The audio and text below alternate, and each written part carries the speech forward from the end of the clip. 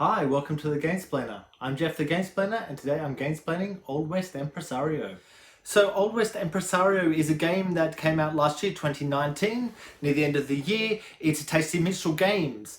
It plays from 2 to 4 players and is a nice game. Like I've enjoyed my couple of plays of it that I've had about 4 plays, I think, 3 or 4, one of the two.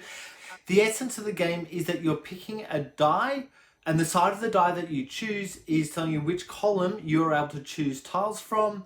You place those tiles face down in your city to gradually grow the city, and then it goes on to the next person's turn. You have an option of actioning the side of the die. So if you say pick a 5, any tile that you have in your city that's currently face up that is showing a 5 will action. And there's a little thing next to it that tells you what it does when it does the action. Or the other option is you can take some money in for getting rid of that one tile. You could pay some money to up or down the roll by 1 if you wish. These little intricacies of this game are quite good. They kind of make you start thinking. The way that we understand what we're doing is, it's a little bit tricky. Once you're in a habit of playing it, it makes a lot of sense. But in the outset, kind of, what am I doing? It's a little bit tricky. Once you've done that twice, so there's 2 dice for each person, depending on how many people at the table, there's 1 extra die. When we come to that extra die, everyone will action 1 tile on their board that is face up, that has that number. You can't up or down the number. And so you're going to action something. Everyone starts with this town hall tile, which you can either spend the money to turn one of the other cards or tiles face up, or you can just take some money in.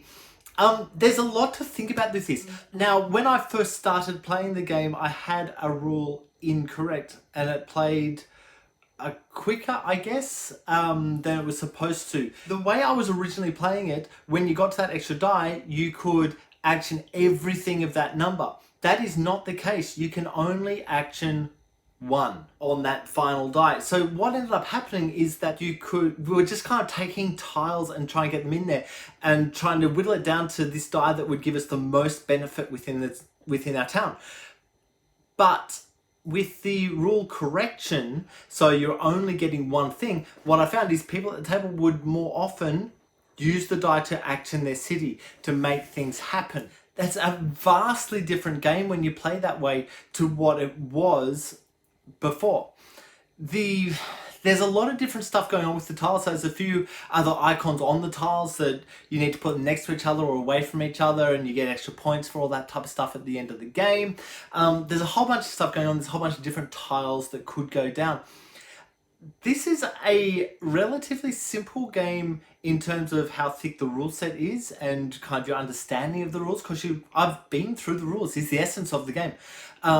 Do watch my Gamesplaination to get a feel for how they actually work and what it looks like on the table. But in essence, I have been through the game, and that ability to get through it really quickly, but then when you're actually playing, to have a real I don't know what to do here kind of thing is a really good thing. And I find that the more I play, especially the more recent games, they're trying to go for a thinner rule set but with more thinkiness on that rule set, if that makes sense. I hope it does.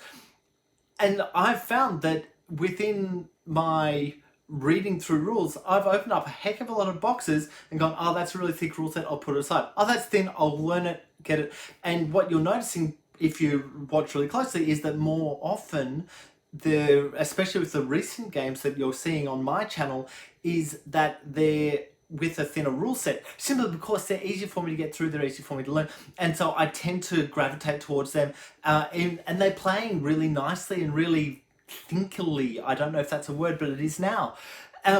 So look, I really appreciate this game. I think this is one of those games that's going to find its way into my top 10 for the year, just because it is such a really good thinking game, but with a relatively simple rule set going on with it. So look, I will leave that there for the moment. Please go ahead and watch my Gamesplained and get a feel for how the game actually plays. And look, comment below if you have any thoughts or suggestions about this game. If you have any games that you would like to be gamesplaned, please shoot me an email to thegamesplainer@gmail.com. Follow me on Instagram and Twitter at thegamesplainer to keep up to date with the games I'm playing. Subscribe to my videos to keep up to date with the games I'm gamesplaining. And until next time, enjoy gaming.